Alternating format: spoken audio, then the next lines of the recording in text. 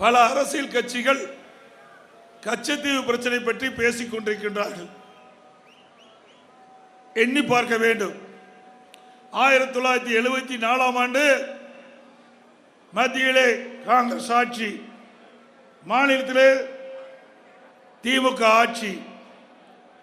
மத்தியிலும் மாநிலத்திலும் காங்கிரசும் திமுகவும் ஆண்டு கொண்டிருந்தன. 1974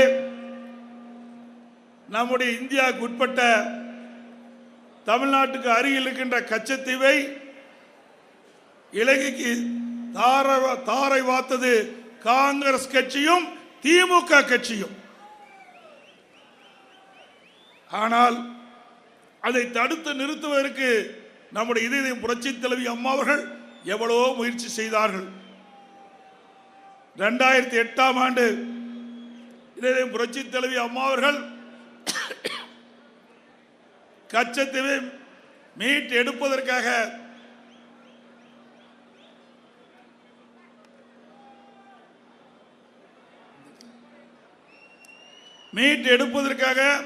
உச்ச நீதிமன்றத்திலே அம்மாவே வழக்கு தொடர்ந்தார்கள்.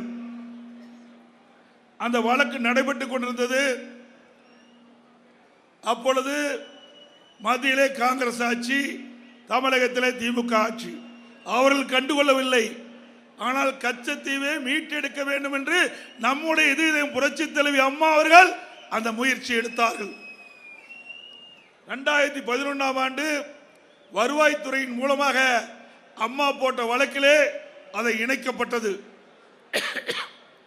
2014 மத்தியிலே ஆட்சி மாற்றம், பாரதிய ஜனதா கட்சி ஆட்சிக்கு வந்தது.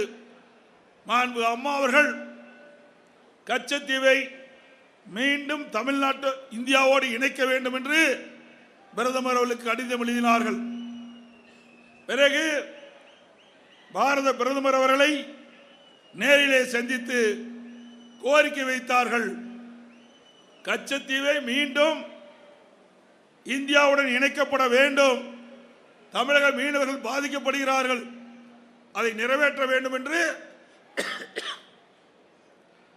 அம்மா அவர்கள் பிரதமரிடத்திலே கோரிக்கை வைத்தார்கள். ஆனால் மத்திய அரசு செவிசாய்க்கவில்லை. இப்பொழுது மத்தியிலே ஆட்சி செய்கின்றவர்களும் இங்கே இருக்கின்ற பாரதிய ஜனதா கட்சி தலைவர்களும் கச்சத்தீவை பற்றி பேசிக் கொண்டிருக்கின்றார்கள்.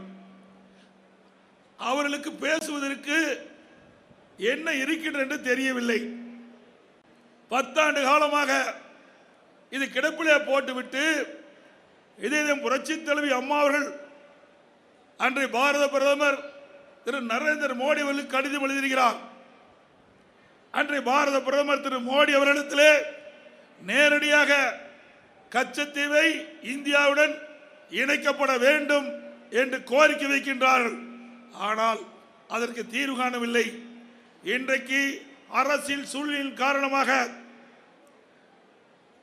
வருகின்ற தேர்தலிலே வாக்குகளை பெற வேண்டும் என்ற அடிப்படையிலே அரசியல் ஆதாயம் தேடுவதற்காக இன்றைக்கு கச்சத்தீவு பிரச்சனை எடுத்திருக்கின்றார்கள். உண்மையிலேயே கச்சத்தீவை மீட்டெடுப்பதற்கு போராடி கொண்டு இருந்த ஒரே கட்சி அனைத்து இந்திய அண்ணா திராவிட முன்னேற்ற கழக கட்சி. 10 ஆண்டு காலம் கழித்துவிட்டு இது கச்சத்தீவை பற்றியே எதுவும் பேசாமல் இப்பொழுது திடீர் என்று மீனவர்கள் மீது ஒரு கரிசனம் வந்து, அக்கறை வந்து, அவருடைய வாக்குகளை பெறுவதற்காக இன்றைக்கு பாரதிய ஜனதா கட்சி தலைவர்கள் இதை பற்றி பேசிக்கொண்டு இருப்பது வேடிக்கையாக இருக்கு என்பதை இந்த நேரத்தில் சுட்டிக்காட்ட விளைகின்றேன்.